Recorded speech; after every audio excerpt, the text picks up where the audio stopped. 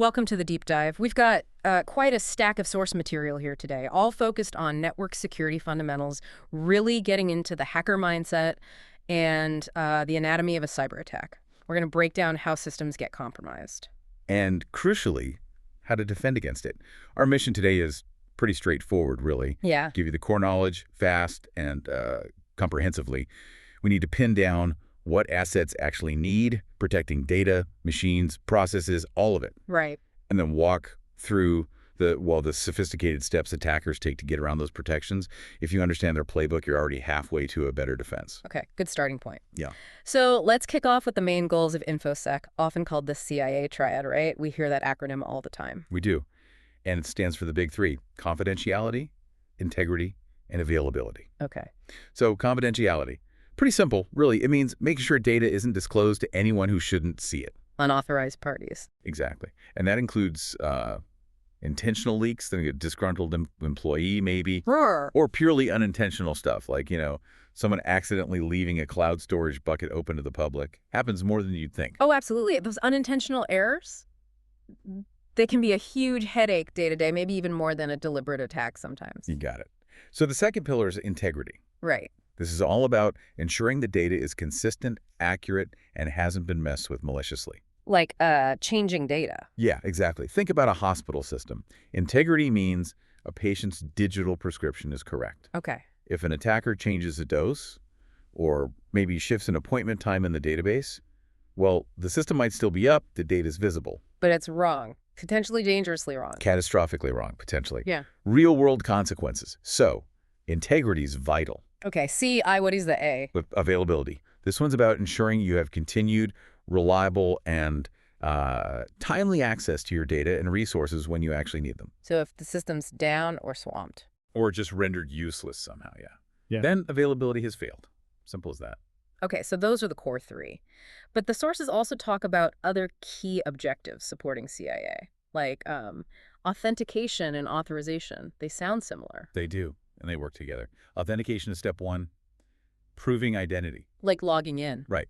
Proving you are who you claim to be. Could be a user, could be a program, could even be a whole automated process. And once you're authenticated. Then authorization kicks in. It controls what that authenticated user or system is actually allowed to do. Ah, okay. Authentication gets you in the building. Authorization dictates which rooms you can go into and what you can touch. Got it. Then there's non-repudiation. That sounds important for accountability. Oh, it is. Non-repudiation basically prevents someone from later denying they did something. Like sending an email or making a purchase? Exactly. Think financial transfers. If a service guarantees non-repudiation, the sender can't just say, nope, wasn't me, because there's cryptographic proof tying them to that action. Very neat.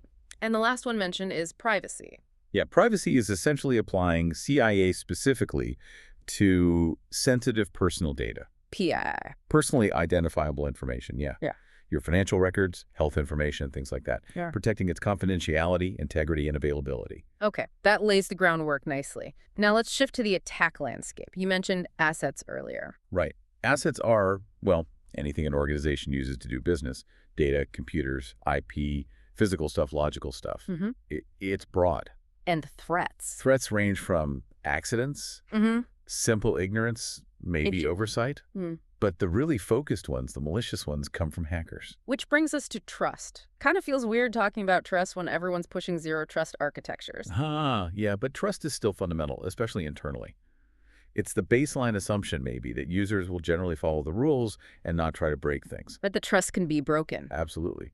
By accident, like we said, ignorance, oversight, or, of course, deliberately. How do we even establish trust then? Well, it can be built over time, Right. relationships, or based on relying on rules and laws. Right. Or sometimes it's conditional through a trusted third party. Think public certificate authorities issuing those SSL, TLS certificates for websites. Right, vouching for them. Exactly. Yeah.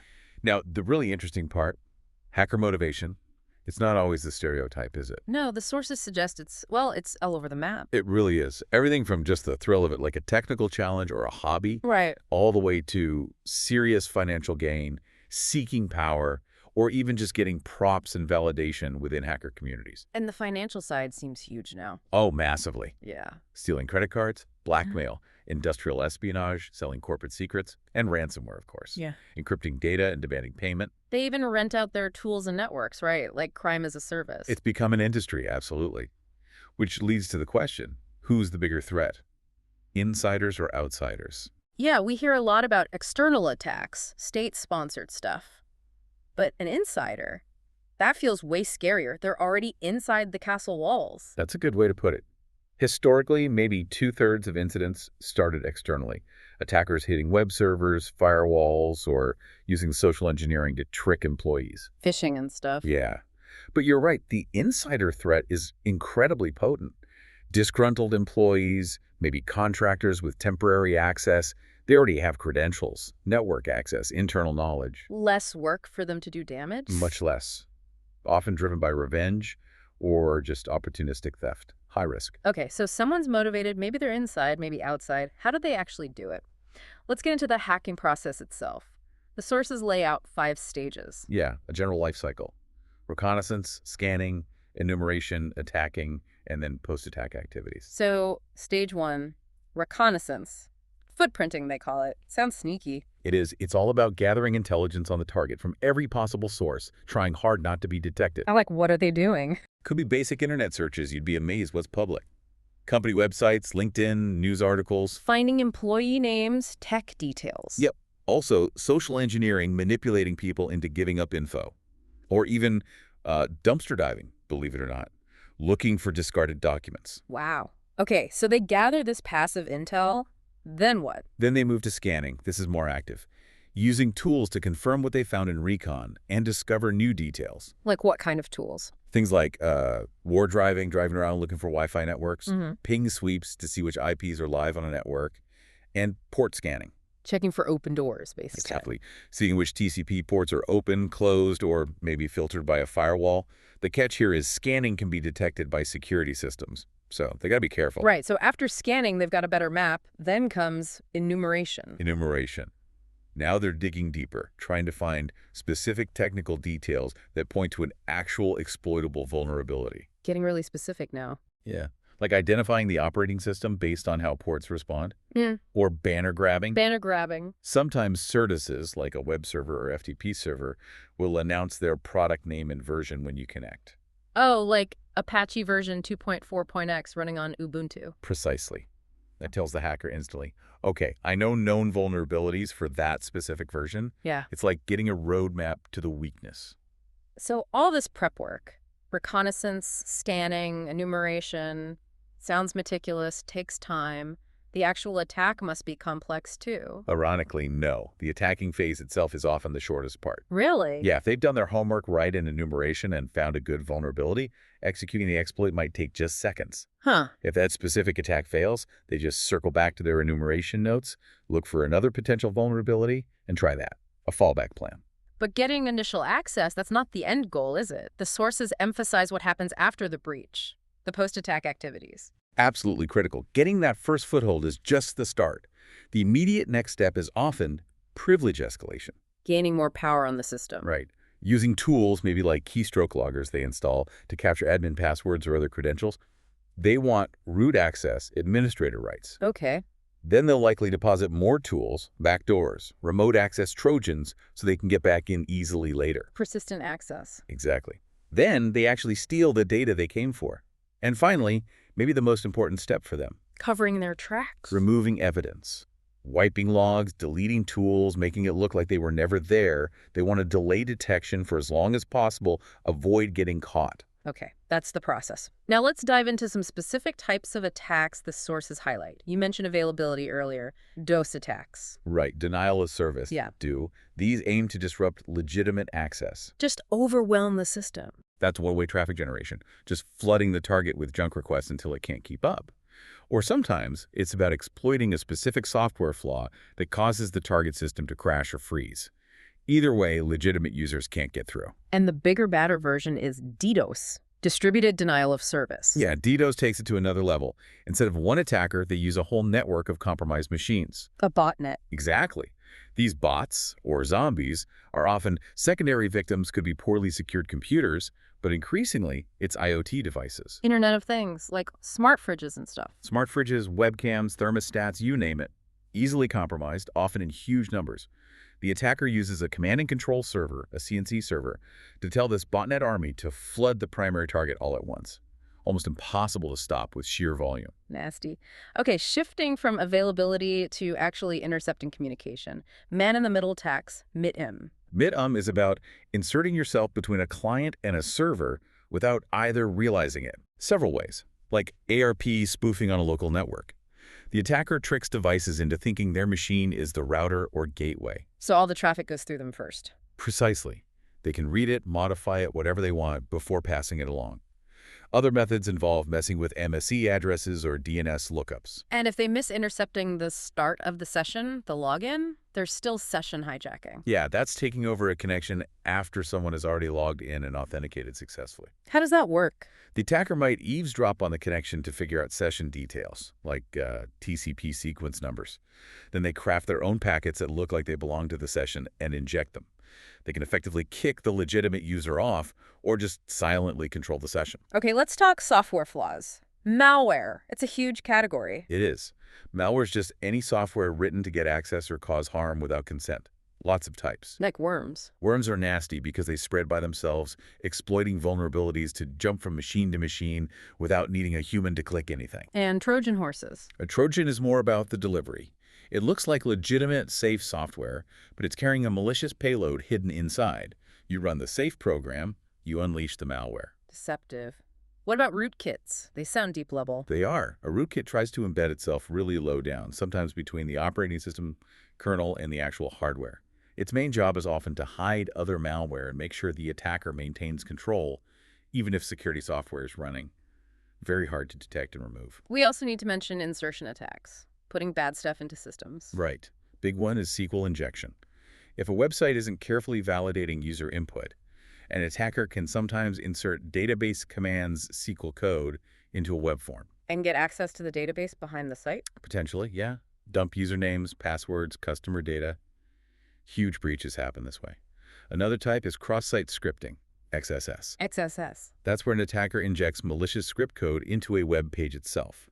The code then runs in the browser of anyone else who visits that page later, potentially stealing their session cookies or credentials. Sneaky, affecting future visitors. And the classic programming mistake, buffer overflows. Ah, yes. A buffer is just a chunk of memory set aside for data. A buffer overflow happens when you manage to stuff more data into that buffer than it was designed to hold. What happens then? Best case for the victim, the program crashes. Worst case, that extra data overwrites adjacent memory, and if the attacker crafts it carefully, that extra data could actually be executable code. Meaning they could run their own commands. Potentially with the privileges of the crashed program, which might be system level. It's a way to get code execution and take control. Okay, connecting these techniques. The sources talk about a shift towards long-term goals, not just smash and grab. Advanced persistent threats, APTs. Exactly. Nah. APTs are a different beast. They get in, often using sophisticated techniques, but then they stay quiet, undetected, for months, even years. What are they doing all that time? Espionage, mostly. Slowly stealing sensitive data, intellectual property, government secrets, financial plans. They're not usually about causing quick, noisy damage. They want long-term access to high-value information. And these are often well-funded groups. State-sponsored? Often, yes. Or highly organized criminal enterprises or hacktivist groups. They target sectors like defense, finance, energy, where the data is incredibly valuable. How do they stay hidden for so long? The sources mention something about their communication. Right, their command and control, or CNC, traffic. This is how the implanted malware phones home for instructions or sends stolen data out. Okay. APTs are very clever here. They often disguise this CNC traffic to look completely normal. They might encrypt it using standard protocols like HTTPS. Like regular web browsing. Exactly. And send it to servers that look legitimate, maybe even using domains that mimic well-known services like Google or Facebook or common CDNs. So security tools see encrypted traffic going to a seemingly normal place. And might not flag it as suspicious. It just blends in with the noise, allowing them to operate under the radar for ages. It's a huge challenge for defenders. And the number of potential targets for all these attacks is just exploding, isn't it? The growing attack surface. especially with the Internet of Things, IoT. Oh, absolutely. The scale is mind-boggling. Billions of connected devices. Cars, locks, cameras, thermostats, appliances, you name it. And the problem is security on these things. Often, yeah. Yeah. They're built to be cheap and simple. Security is frequently an afterthought, if it's thought of at all. So they're easy targets. Very easy targets. Mm. Perfect recruits for those DDoS botnets we talked about, or entry points into a home or corporate network. It massively expands the landscape defenders have to worry about. So, faced with all this, APTs, massive botnets, vulnerable IoT devices, what can organizations actually do? How do you harden the network? It requires a layered approach, securing different planes of the network, starting with data plane controls. Like on the switches and routers themselves. Yep. Basic hygiene. Disable ports you're not using. Don't let switches automatically negotiate trunk lengths unless you intend them to. Limit how many MAC addresses can connect to a single port to stop certain attacks. Okay. And use features like DHCP snooping. This helps prevent attackers from plugging in rogue DHCP servers and hijacking network traffic. Good practical steps. Yeah. What about securing the management access to those devices, the management plane? Super critical. This is hardening. First, ditch insecure management protocols. No more Telnet, no more plain HTTP for web interfaces. Use SSH, HTTPS, SNMP v3. Exactly. Secure encrypted protocols only.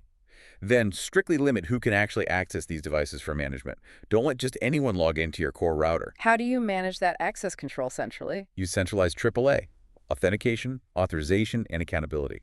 Systems like Radius or TACACS plus NAME. So one place to manage users. Verify who they are, authentication, Sure. define exactly what commands they're allowed to run, authorization, and log everything they do, accountability. And multi-factor authentication. Always. For management access, absolutely.